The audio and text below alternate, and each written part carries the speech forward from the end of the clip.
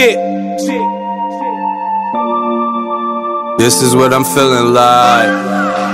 Da da da da. Let me tell you what I'm feeling like. Da da da da. Yo yo, what up though, people? I'd like to welcome you back to the Keep It a C-No podcast. I am your boy Brown. To the left of me, I got the lefty. Boy Vito. The season is over. NFL season is complete. 2021 was a great season.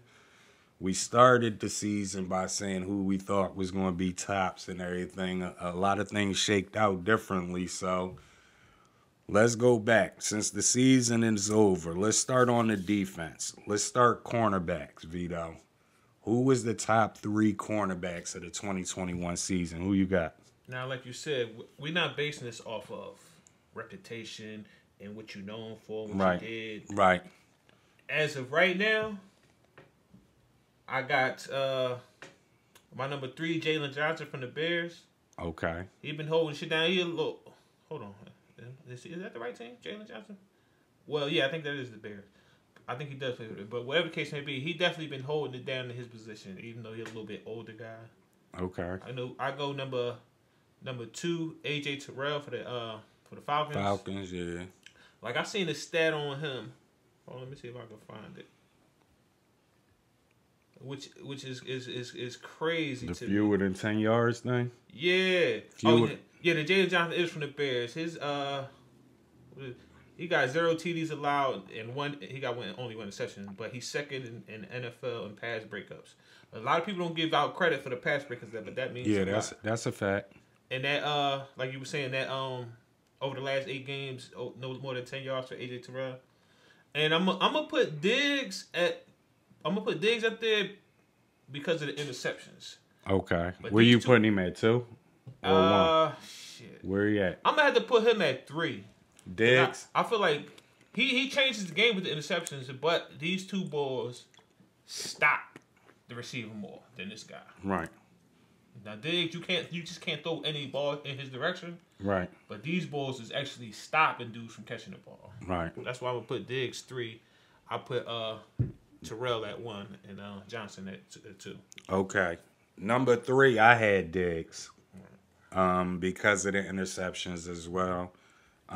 He one of them football players that if you like watching football, you want to watch him because he's going to gamble and all of that, and it's exciting. My number 2 is AJ Terrell, rookie, and to the main reason why I had him up there at number 2 is because usually rookies get picked on, especially at cornerback. So when I seen he allowed fewer than 10 yards in 8 games, I'm like, God, he got to go up there.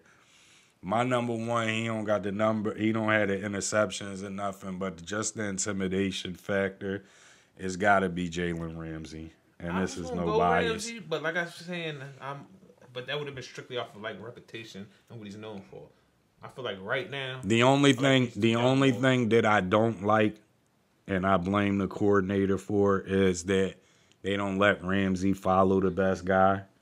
I hate coordinators that act like that when you got a number 1 like that. But I seen something on Jalen Ramsey, and the reason why I think he's still number 1, not only they don't throw him the ball like that, but it's rare that you have cornerbacks that can dominate playing man-to-man and zone. And he plays both very well, and he not afraid to hit you. Because he got most of the big hits on our defense this year. That was Jalen Ramsey. So I do got him at number 1. An honorable mention. Shout out to the Eagles fans. Again, yeah, Slay. I got to give Big Play Slay his props. He would probably be my number 4.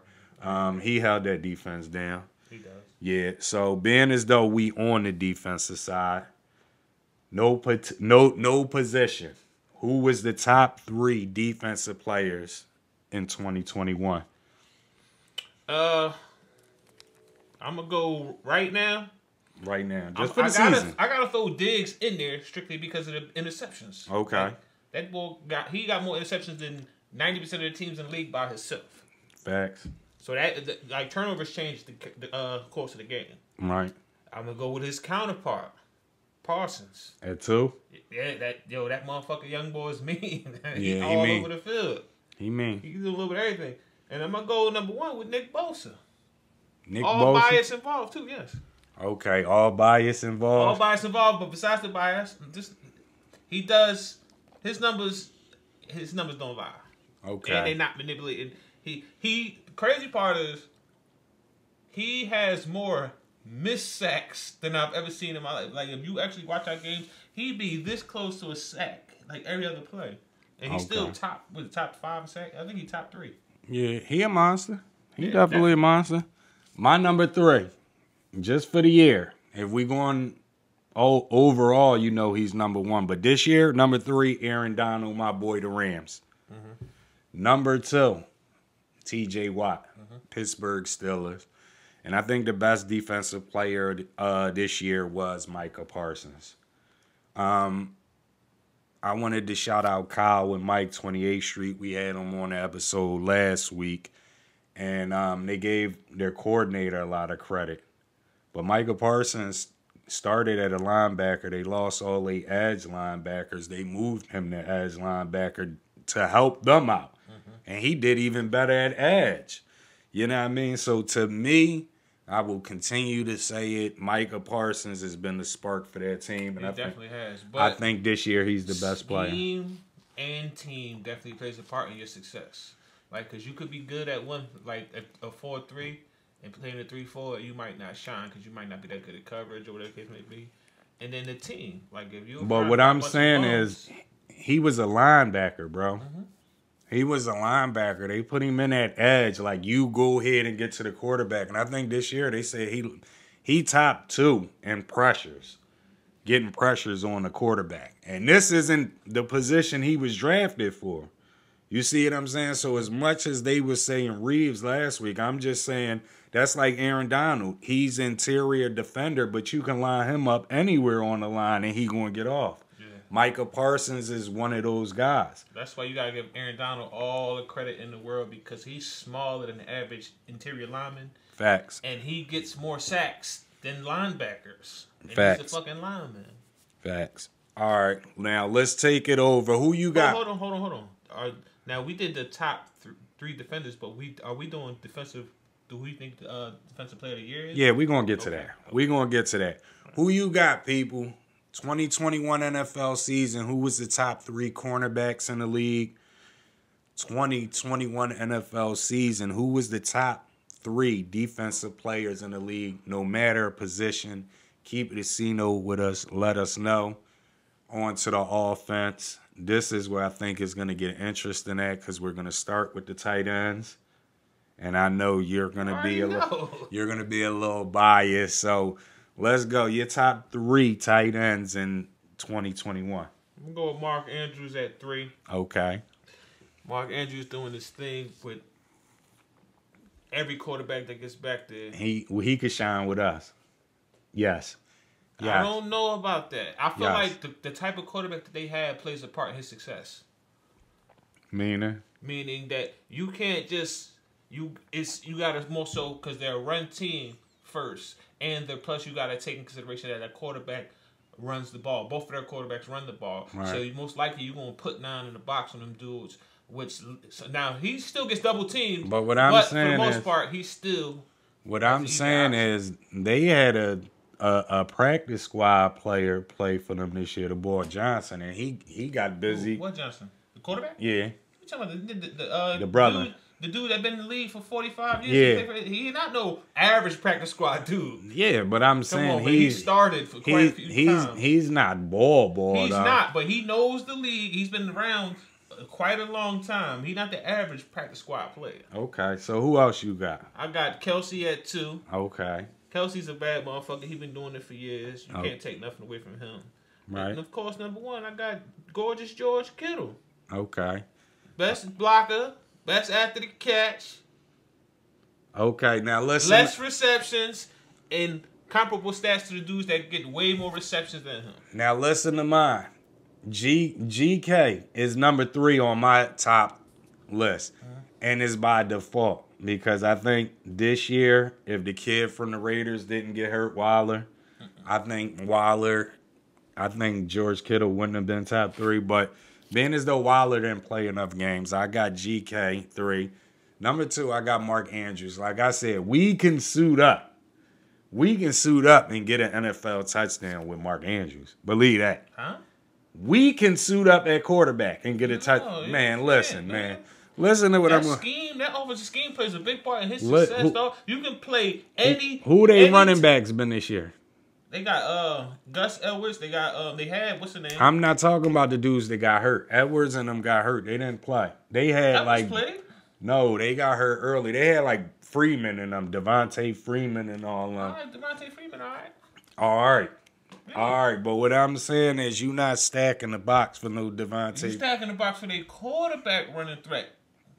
You spying, they spying. They got a spy, which takes away from that takes away from the coverage. Somebody got spy on that quarterback. What I'm saying is Lamar Jackson could not have made it all these years in the league just running the ball. If he didn't have Mark Andrews, your guy that you always mention ended up being a dud, Sammy Watkins.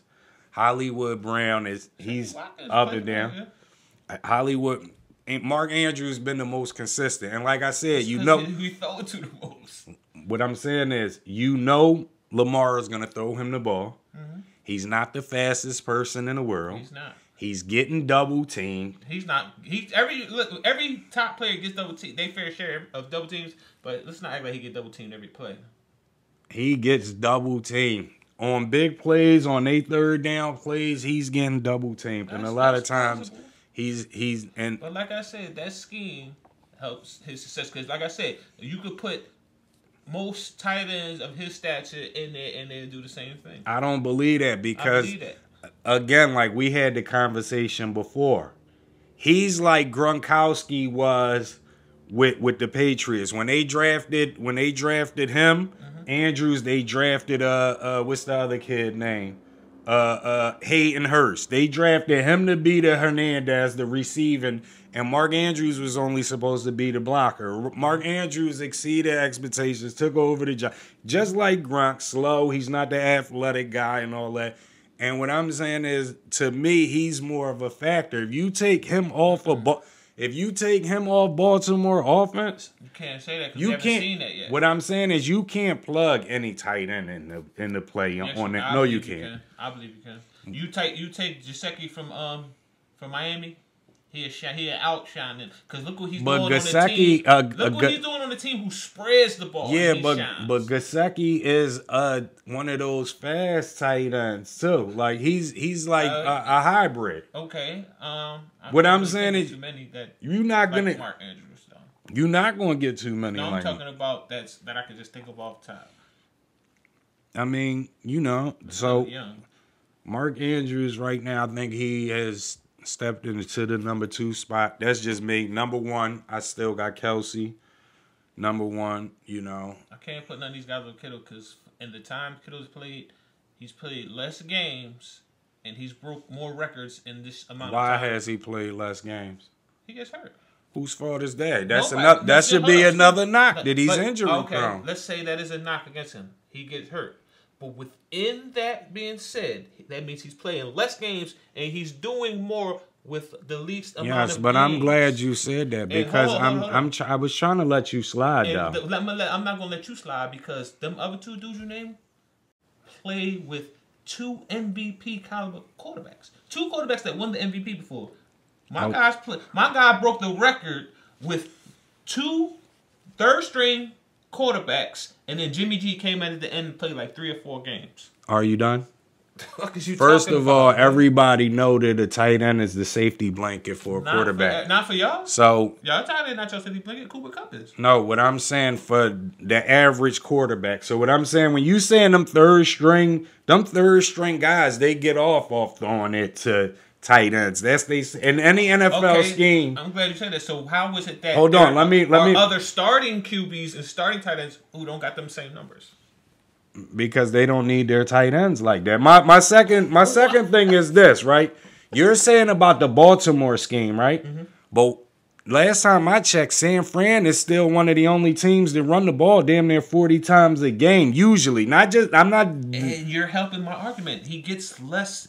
He gets less touches. No, what I'm saying is them same 9 people that you're saying is on in the box on the defense when they're playing Baltimore, they're also in the box. How many when you're playing San Fran? How many times have I told you? I told you on this show that whatever it is with y'all system, you could damn near put anybody in y'all backfield and have a good running back. I've told you this already. Yeah. So it's the same. The only difference is they're getting it through their quarterback's legs. That's not true though, because it's the same thing, bro. Excuse me. We seen when our starters guys went out and Tevin Coleman became the starter. He didn't do shit. That's why he got out of it. And mind you, Tevin Coleman came from Atlanta with Shanahan, and he still wasn't starting over here or over here. What I'm saying is, y'all if you take your last 5 or 6 running backs, they're all like, I'm talking about Mozart, and they're all dudes that's like 4th rounders or back more. And just exceeded expectation because on that offense, they're run first team. They've always had bum quarterbacks. That's why George Kittle's numbers is inflated like that, because at one point in time, who else did they have besides George Kittle when they had these third-string quarterbacks? So you're saying... Who else did they have? Hold on. Let me get this straight. So you're saying because they have a bum quarterback, this person stats go through the roof. That should be opposite. If you got a bum quarterback, your stats should go down too. And who else did they have to throw the ball to? Nobody. Who the fuck does Baltimore to throw the ball to? Nobody. What I'm saying is Baltimore has had people that was supposed to. Sammy Watkins was supposed to be a boy, and he did nothing. Hollywood Brown has been so. He ain't no number one. Excuse me, Sammy Watkins. He was supposed to be the man when he first came in. We already knew he just was an average dude once he got in, after he started doing his thing. Right. So they ain't nobody.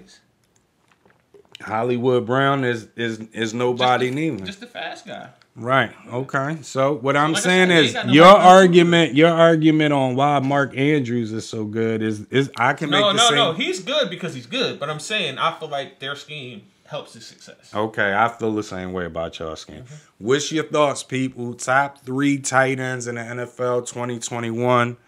Let's go to wide receivers 2021. Vito, who you got?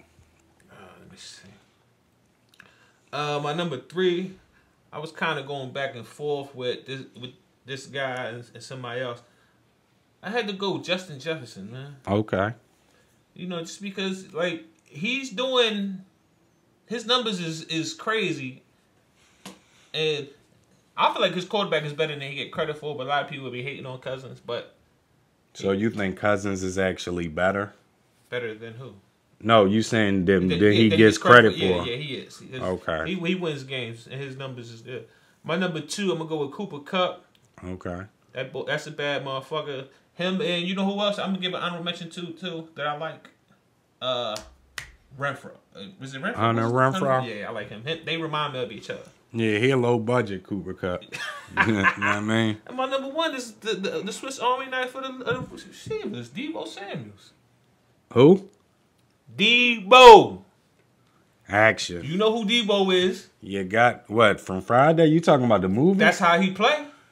Y'all see him coming, y'all hide y'all jewelry. What is this? Another comedy? Nigga, you see him. Listen, my man's stats. He only a couple 100 yards off of your man, which is not who at number 1. And my man missed a game and a half, basically 2 games for 1, and for 2, he played 4 games in a row as the starting running back. Pardon this. My man got 13 touchdowns. Half of them are rushing touchdowns. He played running back. Your man, come on, man. Your man don't do that, man. Pardon this man. Cooper Kupp can't do that. Pardon this Cooper man. Kupp can't stop. There's no running pardon back. him, people. You know what I'm saying? Pardon him, people. You know he goes to the left. Cooper Kupp cannot start as a running back. Debo Samuels is definitely top 10. He's not top 5. He's not top 3. I'm sorry about that. We talking about right now. Right now. Yes. This season. Listen, until last game, number 1 in average yards per catch and average yards per rush. Okay. Yeah. Okay, I could tell you a point in time where Deshaun Jackson had those No, number he didn't. No, not yards. not average yards per rush. Deshaun I Jackson said never started. but per catch. I said rush and catch. Okay. That's both. Number one in both. What are you talking Okay. about? Salute to that. Okay, my number 3 is also your number 3. I had Justin Jefferson. 2 years, he's broken the records. He's up there with the greats.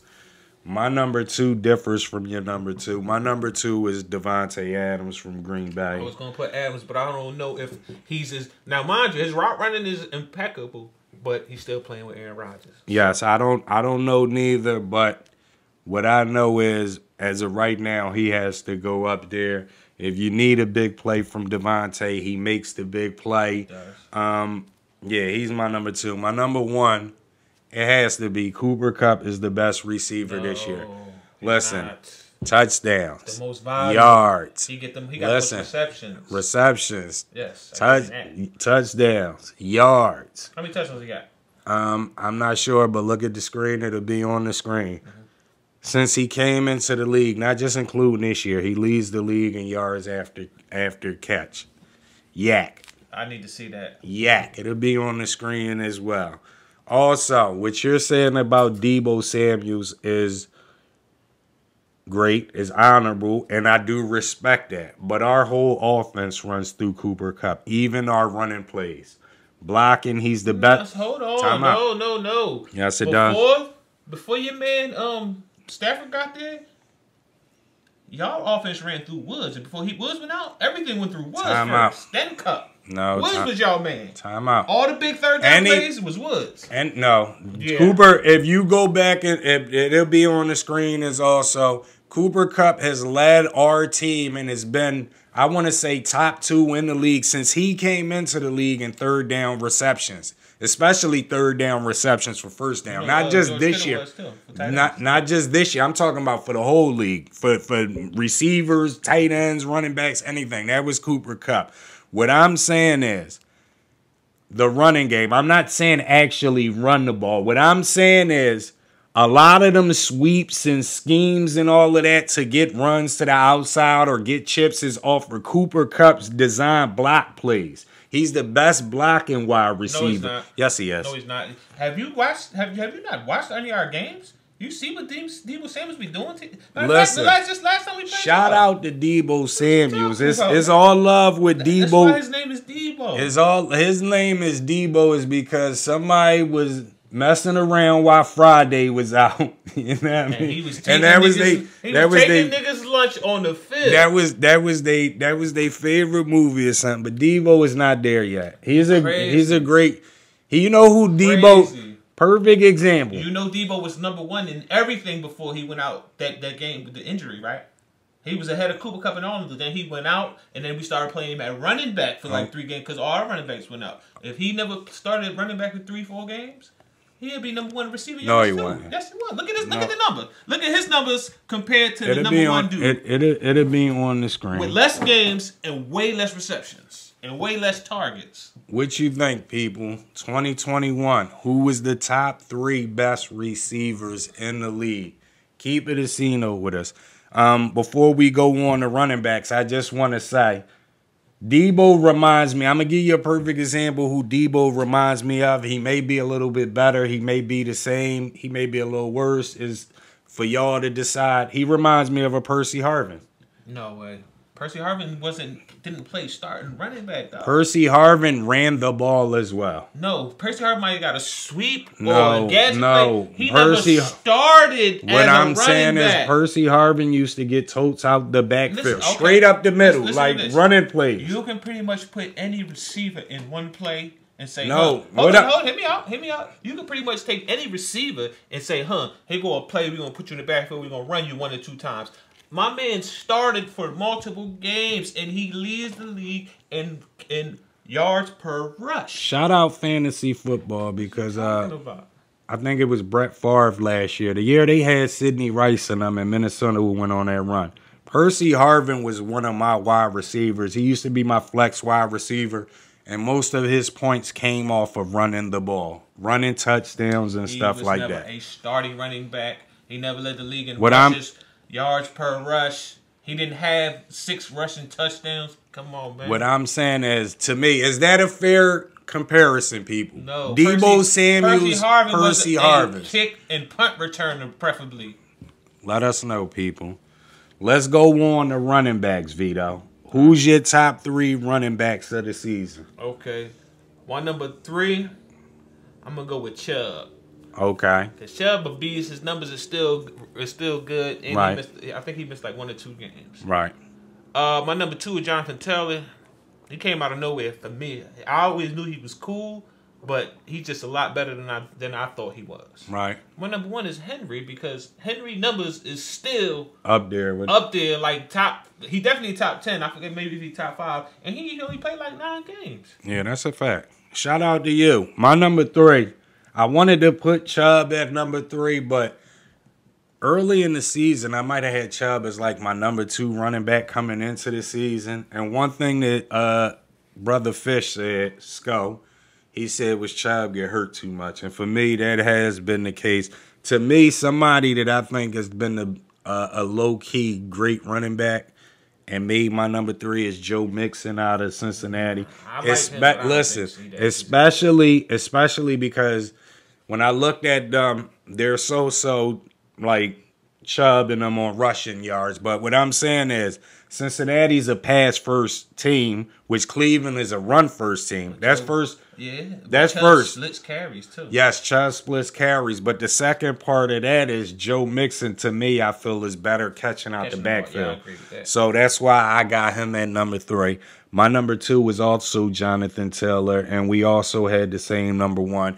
Just look at Tannehill numbers once Derrick Henry went out, and you can just tell the difference. You know what I mean? That boy is definitely the best running back in the game. What's your thoughts, people? Top 3 running backs of the 2021 NFL season. Who you got?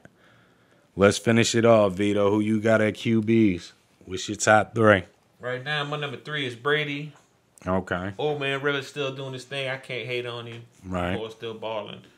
I got to give still an honorable mention to my man Russell Wilson, but he ain't been looking like himself lately. Right. My number 2. See, this is a little, I don't know which way to go. Matter of fact, I'm going to switch it. I'm going to go with my number 2 with Aaron Rodgers. Okay. You know, they got a good... The only reason why he probably even been number 1 is because they got a better record. Okay. I'm going to have to go with number 1, who playing the best right now, in my opinion, is Joe Burrow. Really? Yeah, I don't feel like none of them dudes is playing better than him right now. I ain't talking about as far as their stats throughout the whole season. I'm talking about the last couple games that I've been watching. This motherfucker is a bad motherfucker. So is your list the last month of the season or for the 2021 season? My list is for the whole. You're confusing me. My list is for the whole season, but the last couple weeks I've been watching was putting Joe Burrow over the top for me, because think about it. They playing with his number 1 receiver is a rookie receiver. His number 2 is only 2 years in. His tight end is only like 2 or 3 years in. Right. He playing with a bunch of young motherfuckers. This is only a second. He coming off an injury. Right. His numbers is just as good as these 2 guys. And I feel like he's playing in a harder division than these 2 guys. And he be dropping that shit in on them balls. Look at all the records he running down on. And mind you, not only is he coming off a leg injury, he been playing with a fucked up pinky for the last 2 or 3 games. Okay. Shout out to Burrow. He didn't make my list. My number 3 was also Brady. My number 2 was Mahomes. Nah. Mahomes has got to come on, man. You got to be kidding me. You going off of reputation. He ain't playing better than Joe Burrow. The whole year? The whole year, especially nigga, ain't you the one that was talking about how they was losing in the beginning? Yeah. Because of him? Yeah, because Kelsey wasn't playing good. Kelsey was dropping a lot of stuff. You know why Kelsey wasn't playing good? Because he ain't that ball no more. Okay. Because you talking about. My number 1 is Aaron Rodgers. And my this is my reason why. And I struggle. I went back and forth with him and Mahomes. But the reason why I got him at number 1 is the reason why you don't have Devontae Adams at number 1. Because you don't know what those guys going to look like without him. Mm-hmm. So, Lazard to... what's the kid that came back? Cobb. Like, he make all them dudes look good, bro. Definitely does. You know what I mean? So, just on alone, I would think Mahomes got better talent than him. than Aaron Rodgers. Who Mahomes got? He got Kelsey. He got Hill. Hill is just a fast. No, dude. but what I'm saying is he has multiple people that he can get the ball to. Start a running back. Who is the starting running back? Hilaire. Yeah. Okay. Like I said, he got the ball. Williams. He got the ball. Running back not better than Aaron. What's his name? Aaron whatever. No, I'm just talking about. I'm not even throwing. They got more talent. Aaron Jones. Yeah, they running back. They running back core is probably better. Yeah, but we talking about they start running back ain't better, and David receiver is not better than Green Bay's. I don't know. What you think, people? Who has more talent on their offense? Does Aaron Rodgers have more talent, or is Mahomes working with more talent? Keep it a C-note. Let us know. Also, top 3 quarterbacks 2021 NFL season. Keep it a C-note with us. Who you got? FYI, my honorable mention, my number 4 would have been Stafford. What up, though, Ramley? This boy lost. You know what I mean? I'm just saying you that. Put Stafford with you, bro. Stafford would have been my number 4. Kyler Murray would have been my number 5. They none of the boys playing like that boy playing. He took his team when he in the playoff race last year. They in the playoffs. Didn't they win their division? Who? Bengals. Yeah. Yep. Exactly. Yep. Okay, let's go defensive rookie of the year 2021. Who you got? Parsons. I agree. I got Parsons. Defensive rookie of the year, people. Who you got? Offensive rookie of the year. Who you got? Chase. I also have Jamar Chase. Who you got, people? Offensive rookie of the year. If you just got to go rookie of the year, no offense, no defense, just rookie of the year, who do you got? Gotta go Chase. You got to go Chase. Why? Chase. Because this ball is just... He's doing his thing, man. Because remember, the beginning of the season, they were talking about his drops and all that. He's just doing some unexpected shit. Yeah, they was trying to say that he couldn't get open or he couldn't get separation in training camp. He couldn't get open in the beginning, and now he can't be covered. This motherfucker's all over the field. Just look at the last game. Well, I struggle with this one because Jamar Chase broke records. Mm-hmm. But, again, like I said on the last episode when we had 28th Street up here, I think Micah Parsons is the whole blame for that Dallas thing. Okay, well, with you using that as your argument, Jamar Chase is basically doing the same thing because, like I said, the Bulls wasn't. Well, what's the name was out last year, but when he did play the year before that, they wasn't playoff bound. Who? What I'm saying, before Burrow got hurt last year, their record was hard. Yeah, but they weren't gonna make no playoff run. We don't know, but I'm saying they didn't have no. They didn't have no. The difference Chase make though. I mean, he definitely is but shout out T Higgins because we not gonna act like T Higgins They almost got 3 1,000-yard receivers this year. Yeah, shout out T Higgins because why Burrow is that bull. Nah, because that would make Burrow have more weapons, though. I would think. No, that would mean Burrow be dropping that shit. Think about it. Aaron Rodgers might throw the ball more than anybody, and I don't remember him ever having 3,000-yard receivers. Well, they got 2 now. They could have 3 if is it Higgins? Well, whoever their third receiver is can get the couple. I know Kurt Warner did it.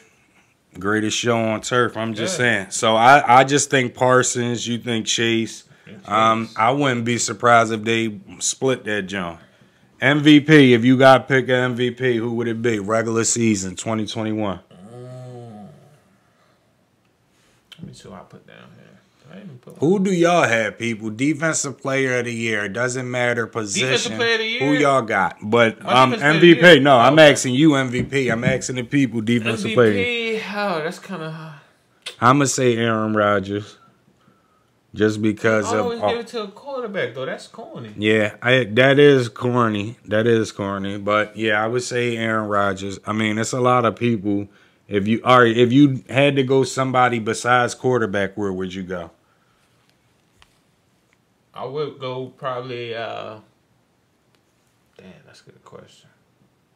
Now I see why they go quarterback, because it's kind of hard to judge these other guys. I don't know. Well, I'm like I said, regular. I'm going Aaron Rodgers. If we have to go, just non-quarterback.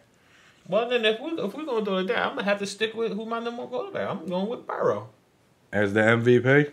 If he didn't, if I got him over Aaron Rodgers, I can't put Aaron Rodgers MVP. I feel like Burrow's playing better. And Okay. Burrow's done more for his team with fucking a bunch of young motherfuckers. Oh, okay. And what about non-quarterback? Who you got? I might have to go with who I got for defensive player of the year. T.J. Watt. T.J. Watt. I think Bad motherfucker.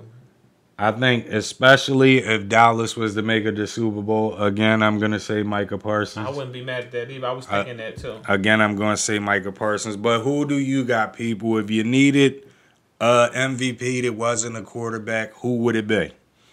Also, Cooper Kupp said it wouldn't seem right to break records in 17 games because a lot of people's records was done in less than 17 games. What's your thoughts? Cooper Kupp is full of shit because when Jim Brown and them dudes was playing, they was only playing 10, 12 games. And then when that shit turned to 16 and them dudes was breaking records, nobody looked twice. Right. And at the end of the day, I bet you if it took for that 17th game to get one of them incentives, he wouldn't say that shit. He would say, let me play. I don't think he's full of shit. I just think full of he's being humble. You know what I mean? He full of shit. Man. So, you know. If he breaks a record and that record is the difference between getting him in the Hall of Fame or not, He not gonna be talking about 17 game bullshit. Come on, man. Yeah, well, what I think he's just saying is we shouldn't make a deal out of it because, especially his record was done in Calvin did it in 16 games. So that's basically what his thing was. I think it was just him respectfully being humble. You think it was him being full of shit. Yeah, what's your thoughts on it, people?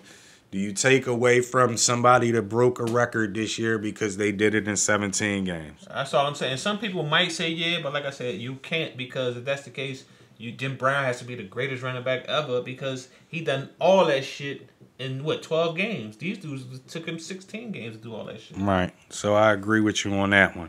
Okay. So for a lot of teams, didn't make the playoffs. Yeah, I'm talking about. So what I'm saying is if your off season started, Vito, we NFC West. If you could take one quarterback from the NFC West and make him your starting quarterback for next season, who would it be? Russell Wilson. Russell Wilson. Okay. I would go Matthew Stafford, but if I have to go somewhere else, I would. He the third best quarterback in that division. Behind who? Russell, Kyler, then Knock it off, brother. Then Jimmy. Knock it off, brother. Who he better? There's only him and Russ. Kyler up there, but he's not better than Stafford. Sir, hold on. So we need to rewind the tape because you remember the beginning of the season, we were talking about top 5 quarterbacks in the league. Stafford wasn't on your list. No. But Kyler Murray was. So what changed? Well, what changed is, shout out to Mike, shout out Kyle 28th Street. They enlightened me when we was going through our little thing last week that it's like damn near every record, every career league and thing that active quarterbacks out of everybody, like Matthew Stafford is top 3 in everything. And he without Megatron. No, he's not. What the fuck is you talking about? What did you look at? You better look Show me what you looked at because I remember you said that. I was looking at this shit while I was at work. I said, this boy done lost his mind. It'll be on the screen, but what I'm saying is everything. And again, shout out to those brothers because while y'all was saying that. You talking about this year or career-wise? Career-wise. No. Career-wise. Look it up. You tripping. Okay, listen. Let's say I don't believe that to be true, but let's say that is true. What that got to do with right now? He's listen, not better than even one of them what I'm telling you, this is what make me look at Matthew Stafford totally different. When y'all started saying the Megatron thing, and then when I see his numbers, and his numbers actually, That's another thing you was time out. His numbers didn't go up. Time out. His numbers. What I'm saying is. When I say his numbers went up, I don't want you to just think that his yards went up. No, because he played more years with them. But what I'm saying is his completion percentage went up when Megatron left. His interception rate went down when Megatron left. Like a lot. Have you seen him this year? I seen him this year. I'm saying career wise. What I'm saying is a lot of them guys that y'all was named. Perfect example. Kenny Galladay. He's a bum. No, he's not. What is he? Kenny Golladay is a solid player. Kenny Golladay is a product of Matthew Stafford. That's it. No, he's not. That's it. Okay, I do you one and the people one better before we wrap this topic up. Just show me, right? Because you show me one receiver. Megatron retire. Show me any other receiver that Matthew Stafford had that went somewhere else and had better numbers than when they played with him. I don't know. I'm talking about receivers he had besides Golden Tate. Nah, what's the dude? Burleson. That's the only receiver I remember. Golden Tate wasn't really that good to begin with. Burleson, the kid this year that I just said, Kenny Golladay, anybody you can name. Kenny Golladay play for the Giants? The Giants. Exactly my point. Exactly. That should have been a dominant. That should have been. Who's their quarterback? What do you mean? Who's their quarterback? You know what I mean? Their quarterback was Daniel Jones. Exactly. Bro, if you good, you supposed to be able to get off. Not right? if you can't get the ball to you. Bro, he don't throw the ball to himself. Bro, Matthew Stafford made that ball look good, man. What's your thoughts, people? Kenny Golladay, overhype or no cap? Kenny Golladay. I do you one better, people. What's your thoughts? Is Kenny Golladay really that good, or did Matthew Stafford make him look that good? Keep it a C note with us. Drop a comment. Antonio Brown, the whole drama with him, weeks, what was it, 17, where he took the shirt off and all that, walked off. What's your thoughts on it? Now he's saying he was hurt. They tried to make him go back in. My thoughts, even before I knew what was going on, because I heard a couple different stories. Right. My thing is, everybody's so quick to judgment. They talking all this shit about him doing what he did, walking off. But my whole thing was, you don't know what his reason was for walking off. Now we have a half-assed story. Right. And I don't have a problem with it. At the end of the day, that's what he chooses to do. If he's hurt, he say he got bone fragments in his ankle. Right. Man, he don't want to fucking play. Right. So, if it's true what Antonio Brown is saying, are you cool with him walking off? I'm cool with him walking off, even if it wasn't due to injury. The first story I heard was because they wasn't trying to throw in the ball so he get his bonus. Right. I'm cool with that too, because don't give me an incentive and then try not for me to make my incentive. Right. Because at the end of the day, the owners are rich and we're making you money, so why not incentivize? Why not pay us for what we do? Right. Well, I got a couple things. First of all, I was the one here, me, you, and John, with the fake vaccine card that said he was a dickhead. He definitely a dickhead. He could have made the spot hot. When we first posted the video on social media, a lot of people jumped on his case. A lot of people even asked why did we post it, because he was on some dickhead stuff. So, first of all, social media and the internet is so messed up that for a whole half a day or day or two before Antonio Brown came out, people actually was running around saying, oh, they kept this man from making money, this, that. So first of all, you goofy, stop listening to the internet. Second of all, he was a dickhead with the COVID stuff, but he wasn't a dickhead on this situation, especially if the coach talked to him like he talked to him. Like I would have told, because at the end of the day, we all need money to survive, but at the end of the day, I'm a man first. Like, you not going to talk to me all goofy like that. You know what I mean? And I could tell their coach is one of them boys who used to get away with that shit with certain players. Yeah, you could look at him and tell, like, he one of them boys that you really got to check. Like, you know what I mean? But when you said something about the $1 billion boys club last week, to me, I think it's like that with the coaches, too. It is. You know what I mean? I think it's like that with the coaches, where I think they'll say some fly stuff out their mouth, especially to the brothers who they think they're somebody. Mm-hmm. You know what I mean? So, what do you think about Antonio Brown saying that he was getting paid least than everybody and he was their best receiving weapon on the team? Or is he living in the past? Is that overhyped? Yeah, no cap. He's going off his. One thing I've noticed. Before I get to my point, one thing I noticed about dudes that played in Pittsburgh, they look great in Pittsburgh, but when they leave, they don't look the same. None of them. Think about it. Santonio Holmes, all them type of dudes, right. The MVP and championships, they go other places. Mike Wallace, right? Them dudes look regular. As far as their best receiver, Mike Evans is their best receiver. That's a fact. Godwin is their second best receiver. That's a fact. Gronk is their third best receiver. Antonio, He might be better. I got him better than Nah, Gronk. he listen, for him to have all them decoys, he still don't. Well, maybe I don't know if he get enough volume, but when Nah, he's in he the don't game, get enough value. well then we can't go. See, Gronk gonna get the ball thrown to him even if he not open. But he still make the best of that. Sometimes, I mean, but he don't catch all that stuff like he used to. But what I'm saying is, like, even what he's saying about that's his boy. That's okay. Brady is his boy. Okay, so you know. So even if we put him at 3, he's still not better than Godwin or Mike Evans at this point in his career. Yeah, I would say that. I agree with that. I think he lost his mind with that. Yeah, so you know, but on another note, you know, like I said, football season is over. Shout out to that. Let me say this. If I had the chance, if I was an owner, I'd sign T.O. right now just to see what he can give you. Nah, I don't. I'm signing T.O. T.O., you got to be kidding me. You got to be kidding me. Man, if you sign T.O., you might as well sign Randy Moss and all them. Nah, come on, them man. dudes ain't in shape like T.O. Man, listen, in shape is not game shape. Don't nobody like, I love T.O. So in shape is not in game shape, but he's in better shape than the average dude, so he's closer to in game shape than that. Yeah, but he ain't got nothing for them NFL boys no more, man. Let's not make a mistake. Like, a lot of these dudes out there ain't fucking trash. Come on, man.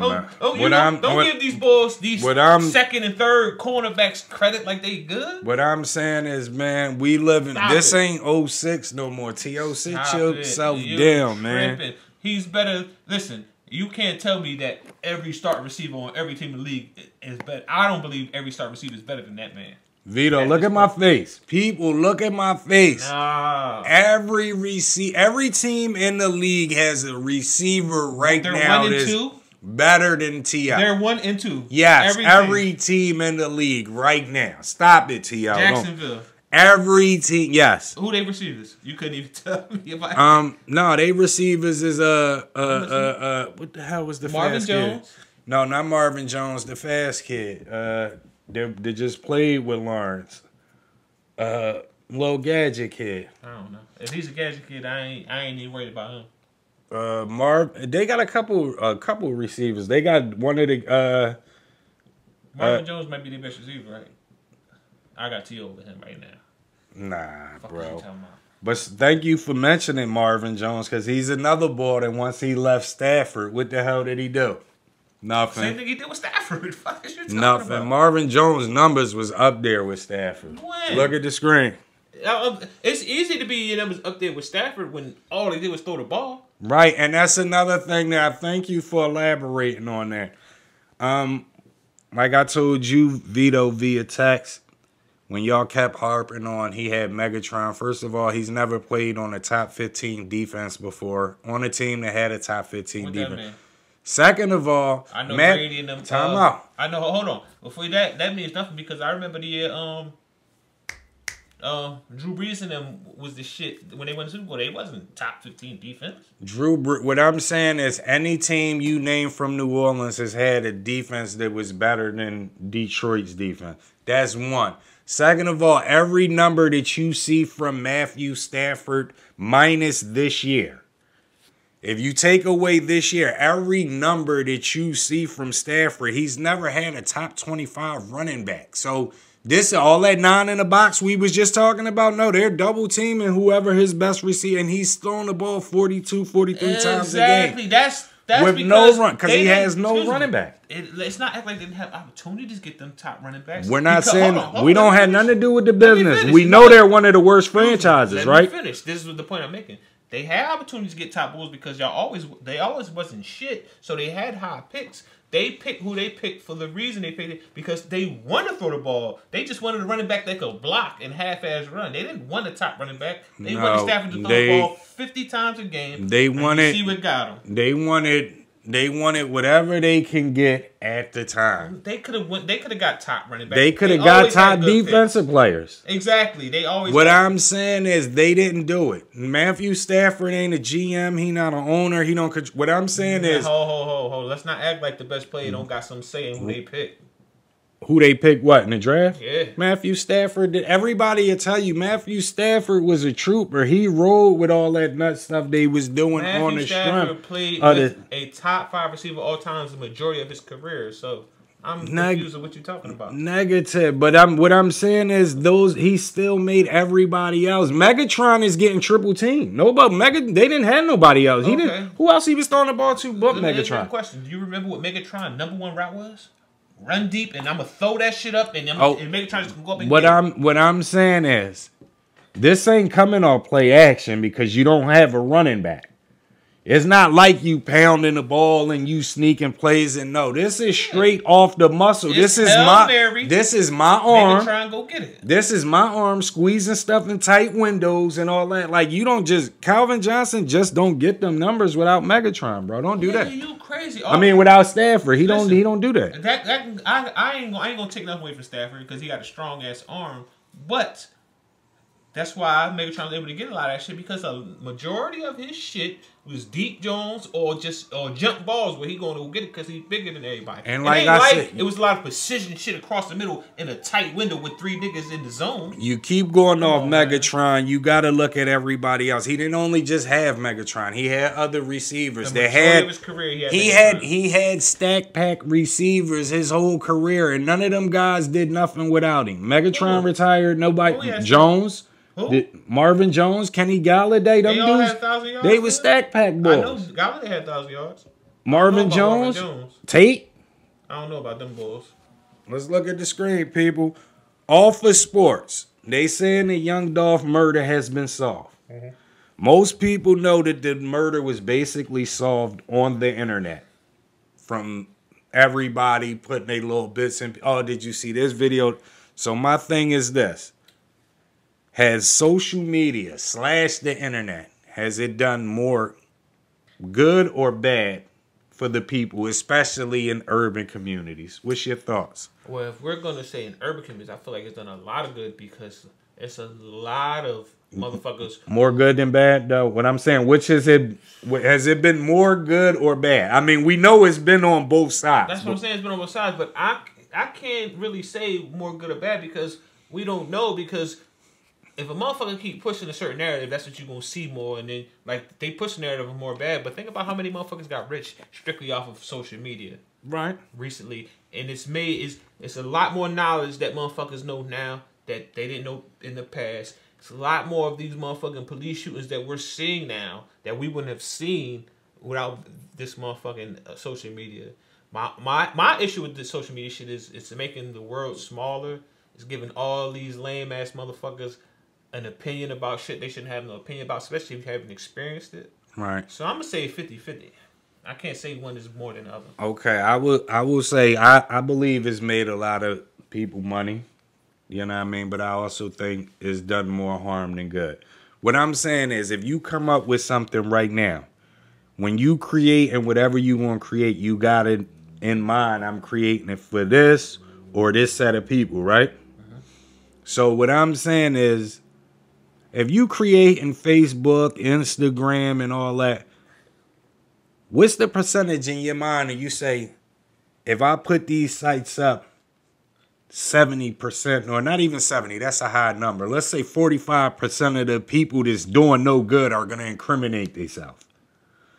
Or it's going to cause more beef and stuff like that. That's already been known because think about how many motherfuckers been incriminating themselves and beefing prior to social media. They've been doing that shit forever. Right, but I'm saying is amplifies it. What I'm saying is they can use social media in your court cases now. Huh? When do you start that? Yeah, they can use stuff that you said on social media, videos you put up in social media. They can use that in your criminal cases. I can see that because they're saying like basically if you say something on video, it's like a contract. Basically. But what I'm saying is, you think out the blue.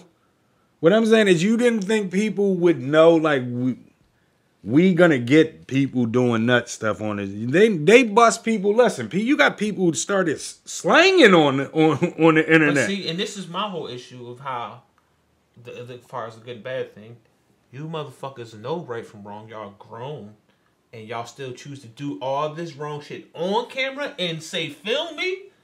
That's y'all dumbasses. Like, how stupid can you be? But because we're not gonna social media, we do have people our age that does dumb shit on social media. But for the most part, a lot of the young boys do dumb stuff. They go on social media, I just shot this block. They do shit like that. What I'm saying is, sometimes I look at it like their old heads are kind of to blame. Nah, you can't blame their old heads. Why not? Because even, just for example, say nobody ever talked to them young boys. It's enough TV, news, social media going around. Parents, even if you don't got no parents, you know for a fact that just getting caught with a gun, I can go to jail. So if I shoot somebody, I'm definitely going to jail, and the charge is going to be worse. My bail is going to be higher. My year is going to be higher. So at the end of the day, you know Vito, right from wrong. So you can't blame nobody. What I'm saying, Vito, what I'm saying is the average young boy right now, let's say he's 16 to 23, and let's say he's watched The Wire. What do you think he's paying attention to more? The way niggas was scared of somebody like Marlo and Chris and them, how they was killing niggas and throwing them in vacant lots, or how they got locked up? They're more impressed with the gang bang bang bang stuff. But it's other dudes that watch that shit and take it for what it is, TV. Yes, think but about what how I'm many niggas went to jail for the same crimes he's going to jail for now before the fucking social media shit came. But what I'm saying is I'm not putting the blame on niggas our age, but what I'm saying is a lot of these young boys in that same 16 to 23-year-old range, them niggas is raising each other. They didn't have OGs like that. I agree. You know what I mean? Or even the niggas that's a little bit older. But you also got to look at it like this. A lot of them young niggas don't want no OGs because they think they know better. Yeah, but that's... They'll tell get the fuck out of here. Nah, that's now once you get set in your ways. What I'm saying is, them same brothers, this 16 to 23, when they was 11, because every neighborhood got a kid that's like 11, 12 years old, and he's just doing 10 times worse stuff than the kids in his age bracket where you know he's gonna... And that's when you supposed to grab that kid up. But you also know sometimes them kids just ain't trying to hear that. Bro, if you still listen what I'm saying, there's not many people that's grabbing them kids early no more. The only shout out to the youth football coaches and stuff like that, Pop Warner and all that. But besides that, what I'm saying is back when we were kids, you still had old heads. Even if they was in the game and they was doing them, they still would correct you. Okay, well, let's look at this. They would. But the old head would correct you Monday, and Tuesday you would be back out doing dumb shit. Because think about, like I said, think about how many niggas in our era went to jail for the same shit these young niggas are doing now with no camera, no social media, and niggas are still going to jail for the same dumb shit. And we had old heads telling us, and them old heads did the same dumb shit, and then old heads for the same dumb shit. Yeah, but it wasn't at a high rate like this. It wasn't at a high rate like this, bro. The records was getting broke back then too. Yeah, murder rates was getting broke back then. But what I'm saying is, it wasn't. What I'm saying is, it wasn't like this. Like you never. Let me speak for my hood. Like you went to my hood back in the day when hanging on the corners was a thing, and you see in my hood. You got the 13, 14-year-olds, but it's going to be a blend of 19, 20, 21-year-olds getting money. Nowadays, you go on these strips, and it's all 14, 15, 16 little kids, and But now, on the flip side to that is, back in the day, in my era, every separate hood you go to, you would see them certain dudes on them corners. Now, it's not as random. Like, every now and then, you might see, every couple blocks, you might see a couple dudes on the corner. But these young motherfuckers ain't on the corner like we. Yeah, they not on the corner. But that's another reason, because when they watch The Wire, they're not infatuated with the money Marlo was getting or the money Avon Barksdale. They're more infatuated to the bodies that Chris and Snoop was. But that's what I'm saying. If you're dumb enough to let that influence you, it's nothing that can help. It's not what I'm saying is, it was a point in time when I was a young boy and I was running around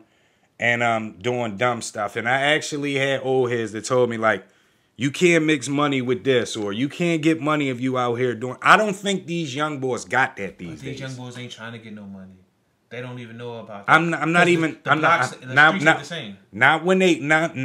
not talking about once they fall in the mix. I'm just talking about what I'm saying is it was wrong back then, but you seen young boys that had potential, you groomed them. There's no grooming these days. Okay, now let me ask you this. You said when you grew up, you had always to tell you right from wrong, right? That snatched you up. Right. So did I. Where did we meet?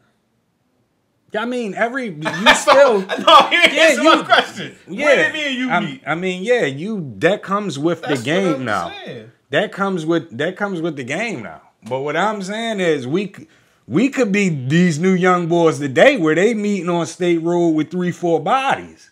You see what I'm saying? That's what I'm saying. Now, but let's now, I will agree with you. These young motherfuckers are.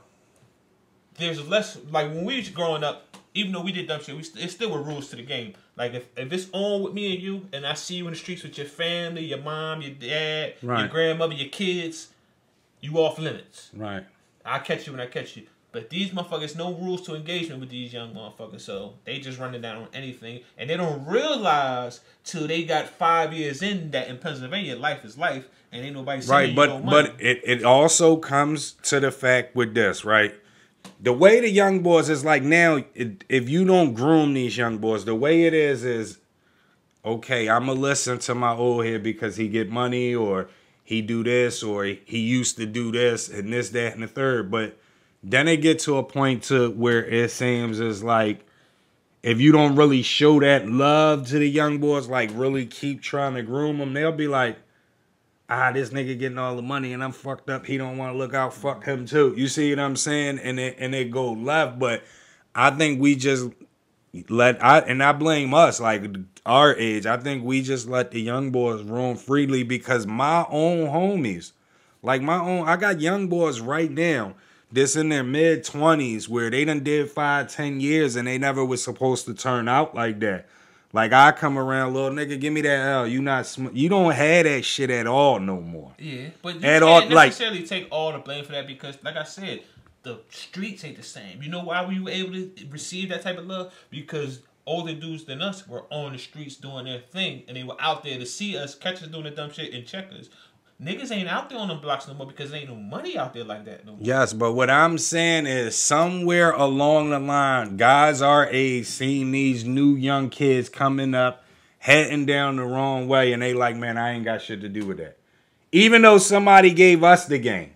A lot of us didn't get a game. Not you, but I'm saying a lot of us didn't get a game. I know a lot of niggas that's my age that's scared of the young boys that's in their neighborhood. If you come through my hood and you talk to any nigga under me, and they'll tell you that I'm giving niggas all the right advice. Either you can take it and run with it, or you can take it and throw it away. It's up to you. Right. I'm not gonna force nothing on. I'm gonna tell you what you should do from what I've experienced. Right.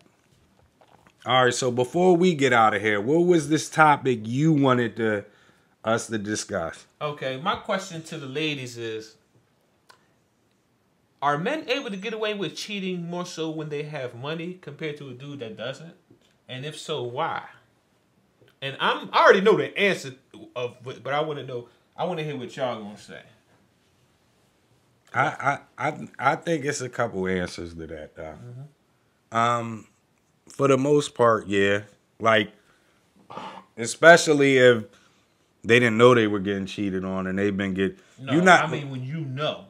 Listen, let me start this over. What I'm saying is, you messing with your dude. He handling everything. He pay all the bills. He let you keep your money. He shop. He do all this on you. You've been dealing with him for like 2-3 years, and you used to living this life. Of course, if you find out, I think you won't let that shit slide. Okay, and once you find out for the first time, and you know, and it continues, you still gonna deal with it because chicks be dealing with it with niggas who ain't got no money. Right. So I know when a nigga with somebody, they gonna let that shit slide a little more because they living a little more comfortably. Right. Well, I think it all comes back to like even with when we was talking the black or white thing, even when we was talking about racism and you still have people I think it all comes down to how you was raised, because I know people in the hood that raised their daughters like, fuck that, get that money, and if that nigga can't do nothing for you, then this, that, and the thirds. And you got some people that was raised like that. You got some people that wasn't raised like that. But I think even the people that wasn't raised like that, the bougie ones, they get used to living a certain life. And now, that's why I said if everyone, because me and John had the conversation. John said he didn't think it was right. But basically, if men would support, and I'm supporting my wife, but I'm doing me over here and there. He didn't think that was right. Even if the wife wants for nothing, he doesn't think that's right. But he doesn't think it was right to be able to support and cheat? Yes, he didn't think that so was. So you're saying that's right? No, well, it wasn't even about cheating. It was mostly about my thing was the multiple wives thing. Okay. You know what I mean? So he was like, even if you taking care of them equally, I don't think it's right because life was started with a man and a woman, and so this is what I'm saying to him is this is what he was taught. John's lost. No, he was taught this. So when John finally understood it, when I told him like this, if you grew up and your dad, you lived for 14, 15 years, and then you found out your dad had another wife and kids that was the same age as you, and the whole time you never wanted for nothing, you know what I mean? And you seen him take care of both families equally, you would look at it differently. No, not like that. That's what I think. No. To piggyback on what you said, now, if you seen your dad go in the house and you had two wives in the same house, he would look at it differently. But if you got another family on the other side of town, and you don't, as a kid, you're not gonna know about that. The mom might know, but the kid ain't gonna really too much know. But what I'm saying is, if it wasn't, what I told him, if it wasn't a secret, it's like basically you know that your dad has this other family, but he treats y'all the same and all. Like you would have grew up thinking, okay, that's cool as long as I'm taking care of both families equally. And my thing is, what you said about the so-called bougie females expecting a certain lifestyle. My thing with that is, if you shouldn't expect anything you can't provide for yourself. For example, you can't expect something from this man. Like say a woman meets you and their first conversation is, well, if you ain't doing this, that, third, providing this, that, third, and you can't do that for yourself, right? You shouldn't be talking that bullshit. Now, if you can do it for yourself, I totally understand where you come from, how you feel. But if you can't do that for yourself, that's why I said it's all a movie, because those same females that say if you can't do XYZ for me, if you sit down with them and tell them, look, I can do XYZ, but I'm gonna also be out here doing XYZ at the same time. If they're compensated properly and they get what they want, because it's always about, everybody is always going to go off their wants. Forget what everybody else want or need. They're always going to go off their wants. I think if every female could have it that way, they wouldn't care.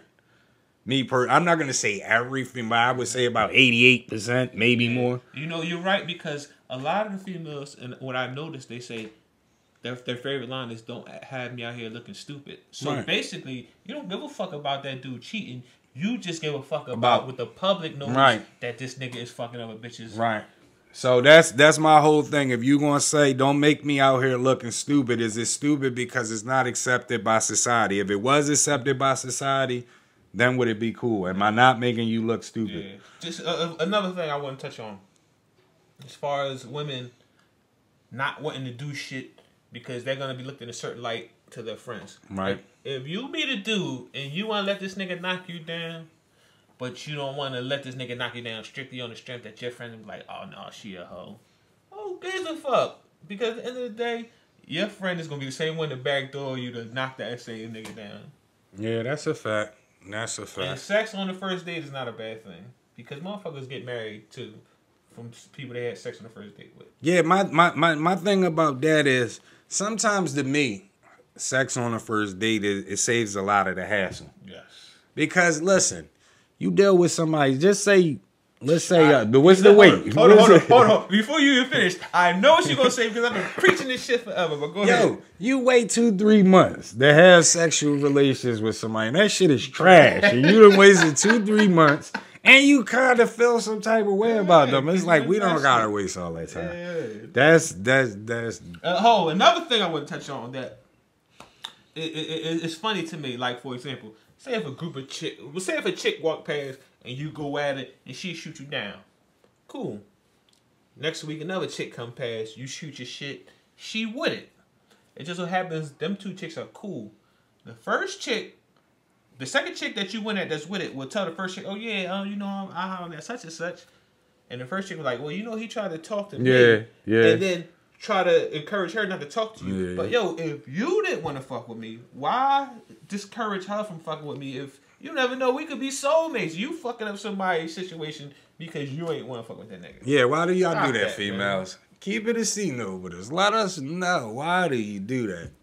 And, yeah, but even with because like I was saying about the talk to us thing, back in the day, shout out John. John knows the girl I used to mess with, an Italian girl. Mm-hmm. And it was like all love with me and her, but the only thing was her family, her mom and dad was old-fashioned. Yeah. They were both racist. Mm-hmm. Now, the mom loved her so much that she was willing to tolerate me.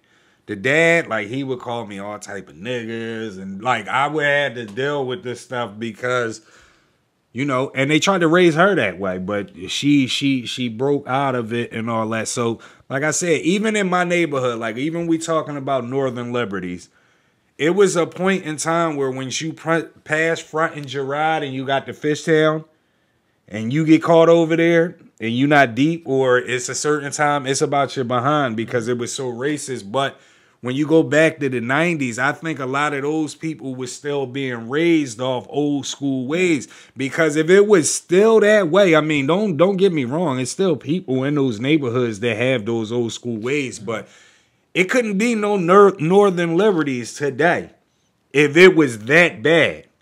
You see what I'm saying? So what I'm saying is, like, that's why I said a lot of times that stuff is taught to us, and, like, yeah, racism still exists, but I think it just comes from the people that still, from them old generations that's trying to push it and stuff like that, and that's why you still get it. Right. You know what I mean? But, yeah, that's my thoughts. I just wanted to elaborate on that. It's two other things I wanted to touch on that I seen on social media. Hold on, let me find them real quick.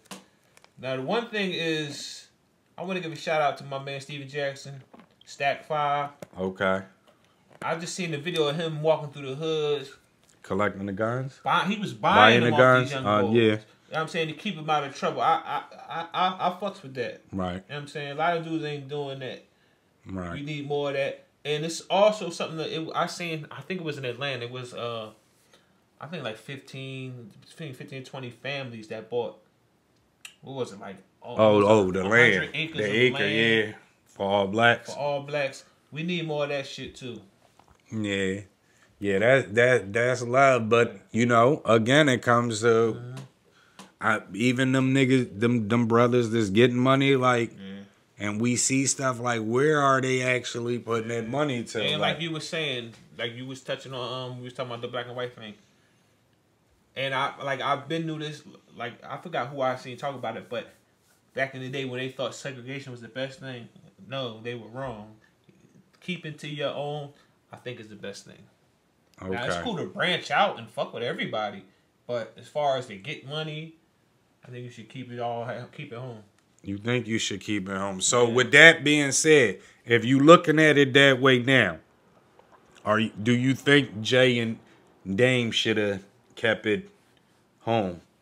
No, because even keep it home, I'm saying you can still deal with your kind, but if your right hand man is on some shit that you don't agree with, you can still deal with other black people, just not that guy. Okay. So as long as you keep it within. Yeah. No, don't get me wrong. At some capacity, you're gonna have to deal with other people, right? Because at the end of the day, they got most of the shit that we use and we need. They got See, here's my thing.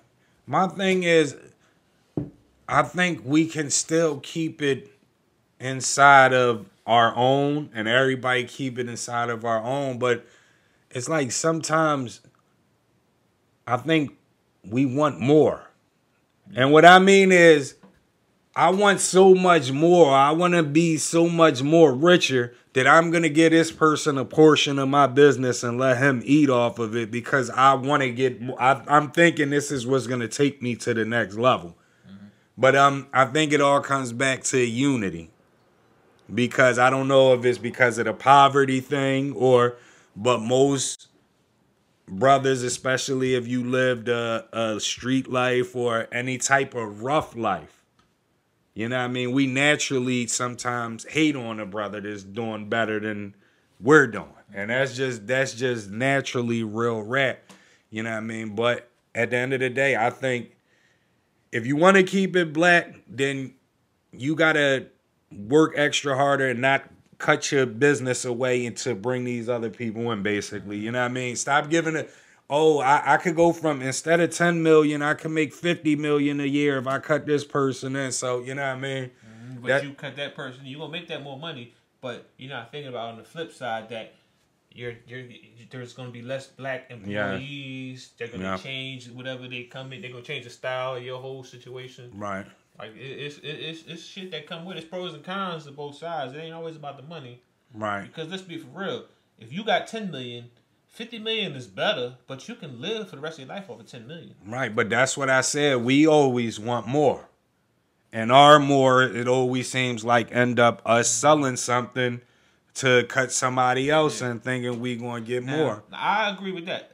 Unless you sell something to make more for your people, but if you're just selling something just to get more for yourself, then I don't agree with that. Yeah, so, what's your thoughts, people? What's your thoughts on the whole relationship thing about would cheating be more acceptable if that man had money?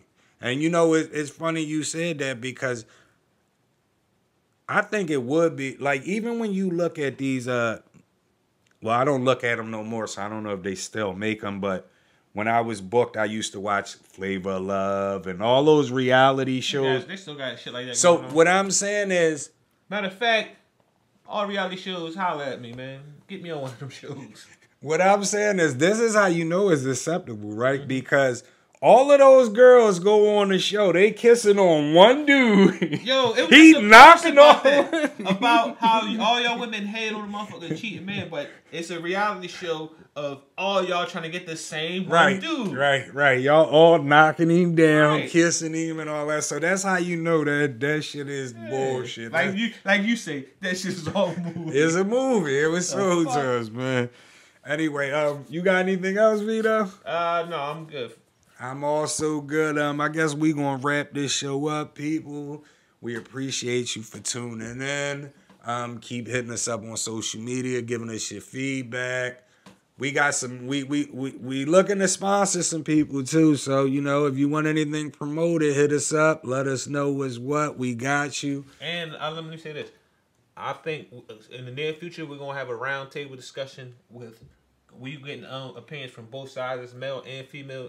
We're not just gonna have one female. Yes. Like a couple episodes ago. Yes. We're gonna have a couple females and a couple guys, so we can go back and forth about both sides. Yes, ladies, hit us up. Let us know what's what.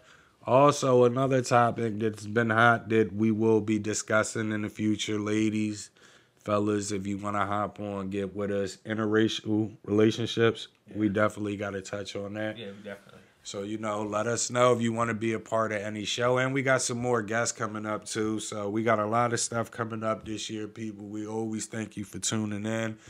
Thanks for showing love. I am your boy, Brown. I wasn't as activated this week. I tried to come in focused this week, you know what I mean? But to the left of me, I got Vito. And as always, please tell a friend to tell a friend to tell a friend to tell everybody. Keep it a C-note, and we'll holler at y'all.